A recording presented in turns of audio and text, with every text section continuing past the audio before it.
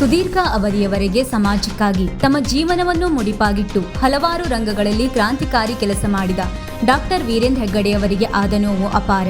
ಧರ್ಮಸ್ಥಳದಲ್ಲಿ ಈ ವಿರೋಧಿಗಳು ನಡೆಸಿದ ಅಪಪ್ರಚಾರದಿಂದ ಅವರಿಗಾದಷ್ಟೇ ನೋವು ಕ್ಷೇತ್ರದ ಎಲ್ಲಾ ಶ್ರದ್ಧಾವಂತ ಭಕ್ತರಿಗೂ ಆಗಿದೆ.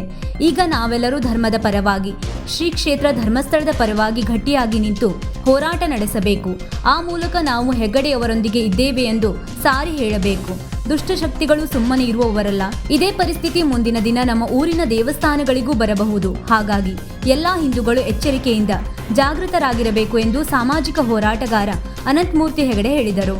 ಅವರು ನಾಣಿಕಟ್ಟ ಗ್ರಾಮ ಸಮುದಾಯಗಳು ಮತ್ತು ದೇವಸ್ಥಾನಗಳು ಸೋಮವಾರ ಆಯೋಜಿಸಿದ್ದ ಧರ್ಮಸ್ಥಳ ವಿರುದ್ಧದ ಅಪಪ್ರಚಾರ ನಡೆಸುತ್ತಿರುವುದನ್ನು ಪ್ರತಿಭಟಿಸಿ ನಾಣಿಕಟ್ಟ ಶ್ರೀ ಸಿದ್ಧಿವಿನಾಯಕ ದೇವಸ್ಥಾನದಲ್ಲಿ ಆಯೋಜಿಸಿದ್ದ ಬೃಹತ್ ಮೆರವಣಿಗೆಯಲ್ಲಿ ಮುಖ್ಯ ಅತಿಥಿಗಳಾಗಿ ಆಗಮಿಸಿ ಮಾತನಾಡಿದರು. ಸಾಮಾಜಿಕ ಹೋರಾಟಗಾರ ಉಪೇಂದ್ರ ಪೈ ಮಾತನಾಡಿ, ನಮ್ಮ ಹಿಂದೂಗಳನ್ನು ಒಡೆಯುವ ಕೆಲಸ ನಿರಂತರ ನಡೆಯುತ್ತಿದೆ. ಹಾಗಾಗಿ ಪ್ರತಿಯೊಂದು ಜಾತಿಯನ್ನು ಬೇರ್ಪಡಿಸುತ್ತಾ ನಮ್ಮಲ್ಲಿ ಬಿರುಕು ಮೂಡಿಸುತ್ತಿದ್ದಾರೆ. ಇವರ ಒಳಿಸಂಚಿಗೆ ಬಲಿಯಾಗದೆ ನಾವು ಒಗ್ಗಟ್ಟಿನಿಂದ ಇರಬೇಕು. ಹಾಗಾಗಿ ನಮ್ಮ ದೇವಾಲಯಗಳಲ್ಲಿ ವಾರಕ್ಕೊಮ್ಮೆಯಾದರೂ ಸೇರುತ್ತಾ ಇರಬೇಕು. ಹಾಗಾದಲ್ಲಿ ಮಾತ್ರ ಉಳಿವು ಸಾಧ್ಯ ಎಂದರು. ಸಭೆಯ ಅಧ್ಯಕ್ಷತೆಯನ್ನು ಎಂಎಂ ಹೆಗಡೆ ಹಂಗಾರಕಂಡ ವಹಿಸಿದ್ದರು. ಭಾಗೀರಥಿ ಕುಲಕರ್ಣಿಯವರ ಪ್ರಾರ್ಥನೆಯೊಂದಿಗೆ ಸಭೆ ಆರಂಭವಾಯಿತು.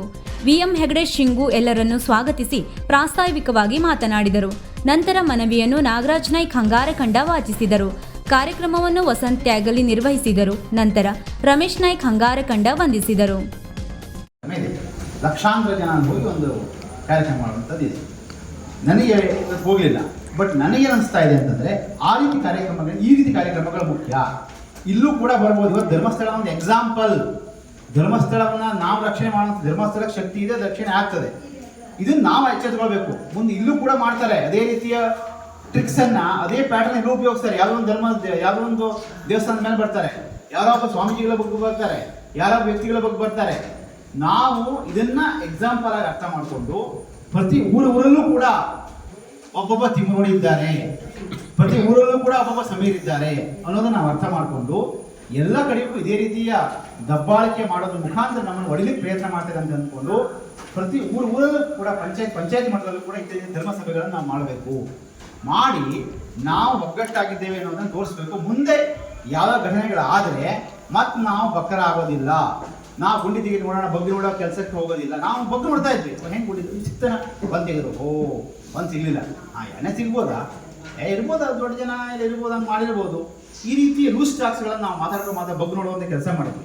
ಮನೆ ಸಿಕ್ಕಿಲ್ಲ. ಈಗ ನಾವು ಹೌದು ಅಂತ ಹೇಳ್ಕೊಂಡೆ. ಆದರೆ ಪಾಪ ಆ ಕಾವಂದರು ಎಷ್ಟು ದಿವಸಗಳ ಕಾಲ ಪಾಪ ಅವರು ದುಃಖ ಅನುಭವಿಸಿರ್ಬೋದು, ಎಷ್ಟು ನೋವು ಪಟ್ಟಿರ್ಬೋದು. ಇಷ್ಟು ಸಮಾಜಕ್ಕೆ ಒಳ್ಳೆ ಕೆಲಸಗಳನ್ನು ನಾವೇ ಸಣ್ಣ ಪುಟ್ಟ ಒಳ್ಳೆ ಕೆಲಸ ಮಾಡಿ ನಮ್ಮನ್ನ ಸ್ಮರಿಸಿಲ್ಲ ಅಂತಂದಾಗ, ಅಯ್ಯೋ ಇಷ್ಟು ಒಳ್ಳೆ ಕೆಲಸ ಮಾಡಿದ್ವಿ, ಆದರೂ ಜನ ನಮಗೆ ಸ್ಮರಿಸಿರಲ್ಲ ಅಂತ ನಾವೆಲ್ಲ ಅಂದ್ಕೊಳ್ತೇವೆ. ನೀವು ಎಷ್ಟು ಹೆಲ್ಪ್ ಮಾಡಿದೆ, ನಾವು ಶೋನಿಗೆ ಎಷ್ಟು ಹೆಲ್ಪ್ ಮಾಡಿದೆ, ಅದು ಕೂಡ ನನಗೆ ಅವನು ಮಾಡ್ತಾ ಇಲ್ಲಲ್ಲ, ನನ್ನ ಬಗ್ಗೆ ಹೇಳ್ತಾ ಇಲ್ಲ, ನನ್ನ ಬಗ್ಗೆ ವಿರುದ್ಧ ಅನ್ನಲ್ಲ. ಆದರೆ ಆ ಪಾಪ ಪುಣ್ಯಾತ್ಮರು ಜೀವನ ಪರ್ಯಂತ ಸಮಾಜಕ್ಕೆ ತಮ್ಮ ಜೀವನವನ್ನು ಮುಡಿಪಾಗಿಟ್ಟರೂ ಕೂಡ, ಜನ ಅಷ್ಟು ಮಾತಾಡಿದ್ರು ಕೂಡ, ಅವ್ರ ಬಗ್ಗೆ ಇಷ್ಟು ಹೇಳಿದ್ರು ಕೂಡ ನಾವು ಸುಮ್ಮನೆ ಇದ್ದೇವೆ, ನಾವು ಎಷ್ಟು ಅನ್ಕೊಂಡಿರ್ಬೋದು. ಅದರಿಂದ ಇವತ್ತು ನಾನು ಮಾತನಾಡೋಕ್ಕೆ ಅವಕಾಶ ಮಾಡಿಕೊಡ್ತೀನಿ ಅಂತ ಧನ್ಯವಾದ ಹೇಳ್ತಾ ಒಂದು ಸಲ ಹೇಳೋಣ, ಧರ್ಮಸ್ಥಳ ಮಂಜುನಾಥ ಸ್ವಾಮಿಗೆ, ಕಾವಂದರೆ ನಿಮ್ಮೊಟ್ಟಿ ನಾವಿದ್ದೇವೆ, ವೀರೇಂದ್ರ ಹೆಗಡೆ ನಿಮ್ಮೊಟ್ಟಿ ನಾವಿದ್ದೇವೆ, ಧರ್ಮೋ ರಕ್ಷತಿ ರಕ್ಷಿತಃ. ನಮಸ್ಕಾರ. ವೀಕ್ಷಕ ಮಹಾಪ್ರಭುಗಳೇ, ನಮ್ಮ ಚಾನಲ್ ಅನ್ನು ಸಬ್ಸ್ಕ್ರೈಬ್ ಮಾಡಿ, ಶೇರ್ ಮಾಡಿ, ಪ್ರೋತ್ಸಾಹಿಸಿ.